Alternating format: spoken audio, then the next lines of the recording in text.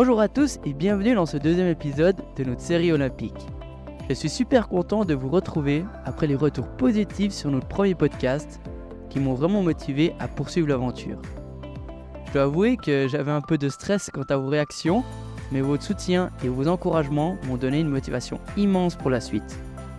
Aujourd'hui, on s'attaque à un nouveau sujet, les défis du management sportif en événementiel, apprentissage sur le terrain. Pour cet épisode, je suis accompagné de Célia et Elliot, deux collègues qui ont une expérience concrète dans la gestion d'événements sportifs après leur été à Paris.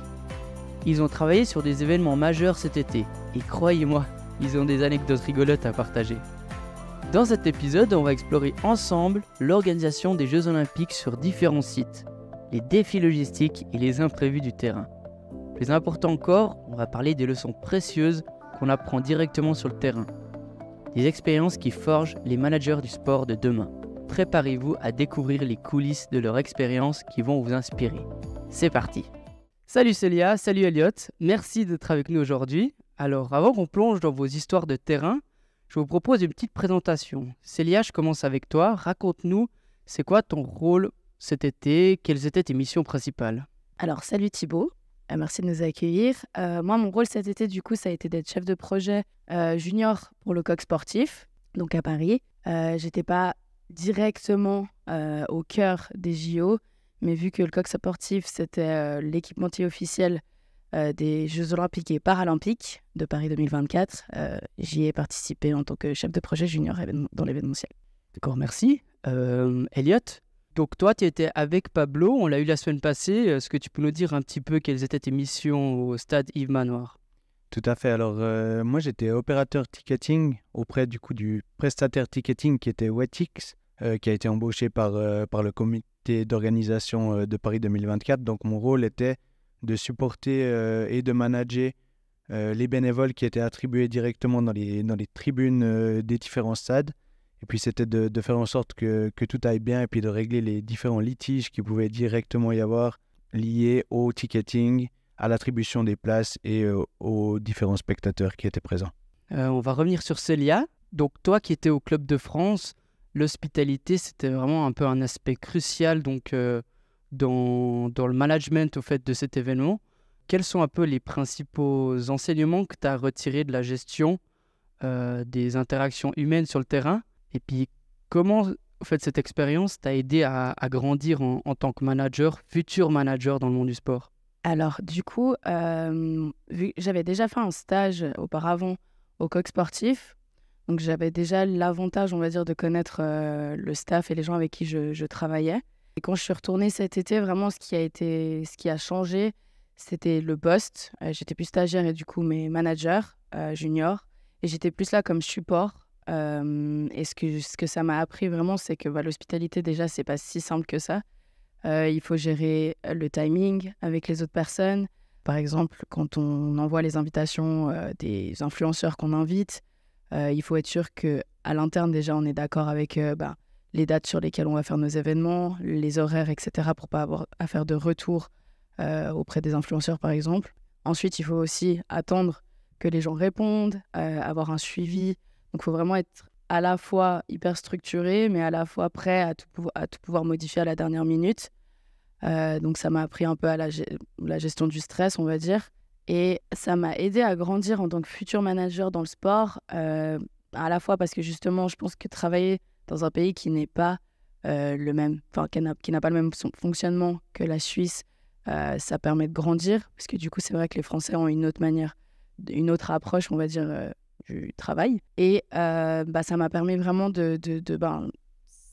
cet aspect de gestion du stress et de tout faire à la dernière minute. Après, je pense que la structure faisait que ça se gérait ainsi. C'est aussi un peu la politique de l'entreprise et des JO parce qu'on dépendait aussi des médailles et des médaillés. On faisait nos événements par rapport à ça. Donc, c'est vraiment tout ce qui est gestion du stress et prise de décision à la dernière minute et l'autonomie aussi principalement dans ce poste. Elliot, en tant qu'opérateur ticketing du site Yves du Manoir, tu as sûrement eu quelques anecdotes au fait de situations parfois tendues avec le public. Est-ce que ça a été un peu des défis pour toi sur le terrain et comment tu as appris à les surmonter? Alors, qui me viennent en tête directement, j'ai 2 petites anecdotes qui arrivent comme ça, qui étaient plutôt assez vite réglées, mais qui demandent quand même d'être assez réactif. Donc, premièrement, j'ai dû travailler une fois avec un bénévole qui était, dont le travail était de bloquer les vomitoires, donc les issues de secours, et puis de pouvoir justement scanner les billets pour être sûr que ce soit les bonnes personnes qui rentrent. Et puis, il s'avère que c'était un grand fan d'une des équipes qui jouait, donc j'ai passé en gros tout le match à venir le rechercher sur une des chaises où il s'asseyait à la place de faire son travail. Après, ça reste des bénévoles qui sont là pour le bien de l'événement. Et donc, c'est vrai que le management qu'il y a à avoir à ces moments-là, c'est d'être quand même clair au bout d'un moment et d'expliquer à la personne qu'elle a un travail précis à faire et qu'il faut qu'elle retrouve un peu son poste. Mais en même temps, on est obligé aussi d'aborder les gens avec une certaine philosophie et puis de leur laisser, entre guillemets, un petit terrain de jeu dans ce qu'ils font. Donc, ça, c'était la première anecdote. J'ai quand même réussi à le faire revenir à son poste. Donc, tout s'est passé à peu près comme prévu, même si au début, il y a eu quelques entrées furtives qui n'étaient pas, qui étaient pas forcément prévues. Autrement, j'ai eu aussi, alors d'un côté un peu plus marketing publicitaire, on va dire, je gérais une des tribunes et puis d'un coup, j'ai vu tout un groupe de spectateurs qui a sorti des casquettes, des porte-clés et puis on va dire des goodies avec un branding en fait d'une marque que je connaissais pas et qu'ils les ont distribués dans tout le public. Donc d'un coup, on s'est retrouvé avec une bonne partie d'une tribune qui avait un sponsor affiché sur leur tête autour du cou. Et puis du coup, j'ai dû aussi faire appel, par exemple, là, au service de sécurité, au service aussi de management supérieur pour qu'ils prennent une décision parce que vis-à-vis des sponsors qui payent beaucoup d'argent pour être présents aux Jeux Olympiques, c'est vrai que c'est des petites choses, mais ça fait vite mal aux yeux au niveau du management, quoi. Célia, gérer l'accueil d'athlètes, de fédérations, de clients prestigieux au sein d'un lieu comme la maison du coq sportif, ça devrait être super intense. Est-ce que tu peux nous raconter une situation un peu difficile que tu as dû gérer? Une des situations, on va dire, les plus compliquées à gérer à la maison du coq, ça a été quand il y a eu l'équipe de France, pas l'équipe de France, pardon, Clarisse Avgueninou, la judokate qui a remporté la médaille d'argent, qui est venue en fait avec toute sa famille, donc on avait appelé la journée Clarisse, voilà. Et en fait, elle est vraiment venue avec toute sa famille, donc on avait prévu, je crois, une cinquantaine, allez, on va dire centaine de personnes. On a eu 250 personnes environ, c'est beaucoup, sachant que c'est dans nos locaux. Le traiteur était prévu pour du coup un nombre spécifique de personnes. On a dû gérer aussi les personnes qui n'étaient pas sur la liste parce qu'on avait mis une sécurité en bas à l'entrée. Dire à sa famille, parce que c'était vraiment des proches à elle, lui expliquer aux gens que voilà, c'était pas possible pour le moment. Et on a dû gérer aussi la manager de Clarisse, entre-temps, qui nous appelait pour laisser rentrer les gens. Donc ouais, c'était un peu compliqué. Après, c'était une des meilleures soirées qu'on a eues. Il y avait vraiment une bonne ambiance. Donc oui, il y avait du monde. C'était un peu risqué au niveau des voisins aussi, parce que vu qu'on était dans le centre de Paris, on a fait pas mal de bruit avec le rooftop en plus et le DJ dessus. Tout s'est quand même bien passé. Et c'était vraiment une des meilleures soirées. Donc ça a été un peu compliqué à gérer. Il faisait très chaud. On a dû réapprovisionner aussi au milieu de soirée, aider le traiteur à débarrasser. On a dû être très polyvalent durant cette soirée. Mais voilà, tout s'est bien passé. D'accord, Elliot, je crois que tu connaissais pas le hockey sur gazon. Enfin, je pense pas que t'en as pratiqué par avant. Surtout que c'est un sport qui est très peu pratiqué en Suisse. Comment tu as réussi à t'adapter dans un... Enfin, déjà, tu connaissais peut-être un petit peu les événements sportifs, mais comment tu t'adaptes dans un sport que c'est pas du tout le tien, quoi? Pour être honnête, c'est vrai que lors des dernières éditions des Jeux Olympiques, j'avais tendance à changer de chaîne quand je tombais sur du hockey sur gazon. Peut-être et sûrement même par manque de connaissance des règles et puis c'est vrai une culture qui est assez éloignée en fait de la nôtre puisque c'est pas un sport qui est très pratiqué en Suisse. Mais j'ai trouvé intéressant, puisqu'on n'a pas vraiment choisi non plus les sports dans lesquels on a travaillé, de tomber dans cette pratique qui était un peu inconnue pour moi. Et puis, au fil des jours et puis des matchs, c'est vrai que je me suis pris vraiment au jeu. J'ai appris à connaître les règles, j'ai appris aussi un peu à m'intéresser à l'histoire, à comprendre un peu quelles étaient les nations principales. Et puis, c'est vrai qu'il y a des moments où au début, on ne comprend pas grand-chose. Et puis, au fur et à mesure, on remarque que ça devient très intéressant. On comprend un petit fait de jeu, ce qui se passe. Alors, je suis encore vraiment loin de pouvoir prétendre être un expert, mais voilà, c'était une belle expérience. Et puis, ça me donne envie pour les prochains jeux de suivre ça d'un peu plus près que je le faisais auparavant. Célia, en tant que chef de projet junior pour le Coq Sportif, tu étais au cœur de l'organisation d'événements à la maison du Coq Sportif. Tu as sûrement une anecdote à nous raconter sur quelque chose qui ne s'est pas passé correctement. Tu viens de nous parler justement qu'une fois, il y avait eu beaucoup trop de monde alors qu'on attendait beaucoup moins de monde, mais sûrement que tu as une petite anecdote assez drôle concernant ça. J'en ai plein, en vrai. C'est plein de rebondissements, le Coq Sportif, c'est ça que j'ai aimé. On a eu, par exemple, quelque chose qui ne s'est pas bien passé. C'était on avait invité Yannick Noah, Tony Yoka et une autre personnalité, et qui sont allés du coup dans une compétition. Et en fait, quand ils sont arrivés là-bas, au moment de ressortir, donc moi je gérais les vannes qui venaient les chercher, notre van n'avait pas accès à l'entrée la plus proche. Donc en fait, ce qui s'est passé, c'est qu'ils ont dû sortir tout seuls de la zone de compétition. Donc on parle quand même de Yannick Noah et Tony Yoka qui sont des personnalités bien publiques. Et ils se sont fait accabler par tout le public, ils n'arrivaient pas à sortir, etc. Enfin, c'était n'importe quoi. Ils sont arrivés à la maison tout énervés. On a dû tout faire en sorte pour que l'ambiance reprenne un peu. Mais ça a été, après des anecdotes comme ça, j'en ai beaucoup. Mais je crois que c'est celle qui m'a le plus marqué. Elliot, dans ce type de rôle, l'aspect humain, il est assez primordial dans les relations. Qu'as-tu appris en matière de gestion des relations avec le public et comment cela t'a aidé aussi à grandir? Parce que justement, tu étais toujours en contact au niveau du ticketing avec ce public, à gérer la folie des gens face à des athlètes, alors que tu dois quand même poser des règles pour qui c'est qui rentre pas. Alors, c'est vrai que l'aspect humain, c'est quelque chose de primordial, c'est clair, dans ce genre de rôle. Il y avait le côté humain aussi avec toute l'équipe en fait, de ticketing, donc la collaboration avec les collègues, ainsi que la relation directe avec le public. Et puis, moi, globalement, j'ai beaucoup apprécié, collaborer, plutôt échanger avec le public. Ça a aussi permis de rafraîchir quelques notions linguistiques en même temps. Et puis, c'est vrai qu'il faut avoir une approche toujours très ouverte, souriante. C'était vraiment ce qu'on essayait d'apporter.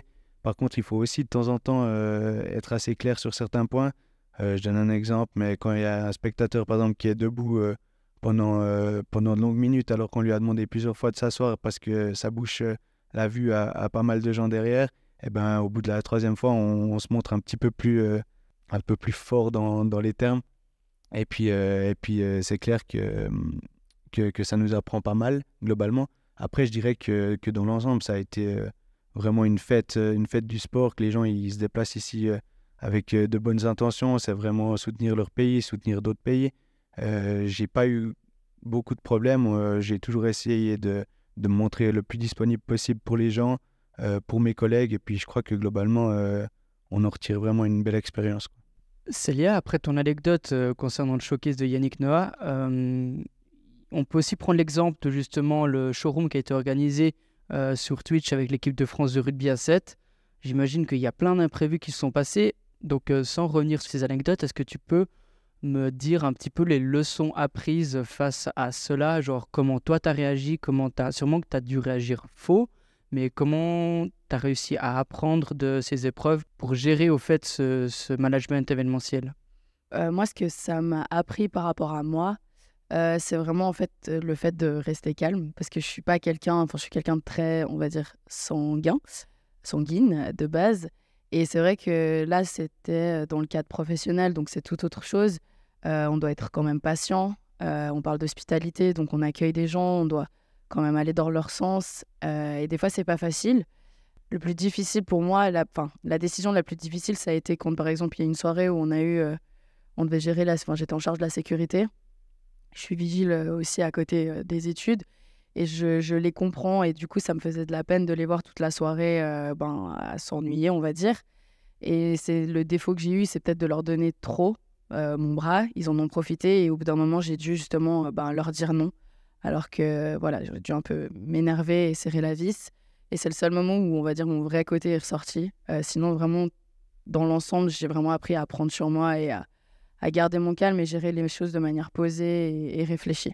Elliot, pendant ton expérience des Jeux Olympiques de cet été, tu nous as parlé juste avant de comment c'était de gérer un public, mais là, tu as aussi été face à gérer une équipe de bénévoles. Quelle méthode ou stratégie tu as mis en place afin que ça fonctionne et puis comment tu as appris en tant que leader à travers cette expérience? Alors, je dirais, oui, j'avais une équipe de bénévoles à chaque fois qui changeait. Donc, c'était en fait à chaque match, chaque fois, d'autres personnes qui étaient là. Ils faisaient pas mal de rotation. Donc, c'était chaque fois des gens avec lesquels j'ai essayé d'échanger dès qu'ils arrivaient à leur poste parce que je voulais tout de suite leur expliquer qu'il y avait des choses, par exemple, qu'ils n'étaient pas censés gérer et que s'il y avait des problèmes, ils pouvaient directement venir aussi chez moi, que je pouvais remonter les choses. Et donc, ce que j'essayais toujours de faire, c'était d'avoir une bonne communication avec eux. Après, ce qui était très important pour moi, c'était pas de hiérarchiser les postes ou quoi que ce soit. Moi, j'étais aussi là pour l'expérience. J'ai pas essayé de faire le chef. Et puis, je crois que c'est toujours assez bien passé parce que ce que je leur disais à chaque fois, c'est qu'on était une équipe, que s'il y en avait un qui avait quelque chose à dire, il le disait rapidement, qu'on essayait de trouver une solution ensemble. Et puis, disons que j'essaye de fonctionner comme ça, disons, dans la vie de tous les jours. Mais là, c'était vraiment dans le monde professionnel et puis dans un événement qui a vraiment pas mal d'importance et puis qui doit se passer comme prévu. Donc, c'était intéressant de fonctionner comme ça, d'essayer de mettre tout le monde sur le même pied d'égalité. Et puis, je crois que c'était quand même une des forces globales de ces échanges avec ces personnes. Ouais. D'accord, merci beaucoup. Pour conclure ce deuxième épisode et en prenant un peu de recul sur tout ce que vous avez appris pendant cet été à Paris, quelles sont en général les principales leçons que vous avez apprises sur le management afin de devenir un futur manager dans le domaine du sport? Et puis encore une petite question, à savoir si vous vous voyez participer aux Jeux de Milan-Cortina en 2026 ou à Los Angeles en 2028. Alors moi, ce que ça m'a appris, du coup, comme je l'ai dit précédemment, c'est que vraiment, je dois travailler sur pas mal de points, comme le fait d'être sanguine, pouvoir plus prendre sur moi et être moins être plus dans le passif. Maintenant, est-ce que je vais participer à Cortina, Milano et à LA, j'aimerais bien. LA plus en tant que bénévole, je pense, parce que ça risque de faire un peu loin si je veux travailler là-bas, et plus compliqué aussi à organiser. Pour Cortina Milano, on verra si l'école propose quelque chose. Et sinon, postuler, je regardais déjà quelques offres pour voir ce qu'il y avait. D'accord, merci beaucoup Célia. Et Elliot, pour toi, quelles leçons apprises et est-ce que tu te vois à Milan-Cortina ou Los Angeles? Donc, je dirais qu'au niveau des leçons, on peut sortir quand même passablement grandi d'un événement comme celui-ci. Et puis, c'est vrai qu'il y a eu quand même beaucoup de moments, des fois de latence ou d'attente. Ça apprend pas mal la patience quand même au niveau professionnel. Et puis, c'est vrai qu'on a une certaine tenue à avoir. On ne peut pas se permettre de juste reprendre son téléphone ou faire quelque chose d'autre. Donc, j'ai trouvé ça intéressant. Après, je dirais que globalement, c'était vraiment le fait de pouvoir gérer des petites équipes. On fait nos premiers pas dans le monde du management. Et puis, c'est ça qui nous intéresse quand même pas mal. Donc les échanges directement avec les personnes, avec les collègues, avec le public, on en ressort avec une expérience en plus. Et puis ça fait vraiment du bien. Au niveau de maintenant des expériences futures, donc que ça soit Cortina, Milano ou Los Angeles, c'est vrai que c'est des événements qui m'intéressent beaucoup. Ça va dans la suite aussi de mes idées et puis de mon parcours. Donc, j'aimerais beaucoup pouvoir y participer. Maintenant, comment ça sera la prochaine question qu'on va se poser. Je ne suis pas encore très avancé là-dessus. Mais si je peux voir un peu un autre aspect des Jeux Olympiques que celui que j'ai vu lors de ma première édition, ce serait vraiment chouette. Et voilà, c'est donc la fin de ce deuxième épisode. Un tout grand merci à Célia et Elliot pour leur temps et leur partage. Merci aussi à vous d'avoir écouté cet épisode. J'espère que les échanges avec Célia et Elliot vous ont inspiré autant que moi. On a vu à quel point le terrain est un lieu d'apprentissage précieux pour le management sportif. Maintenant, je vous donne rendez-vous très bientôt pour un prochain épisode où on continuera d'explorer les expériences des étudiants à Paris. En attendant, prenez soin de vous et restez connectés pour rien manquer. À très vite!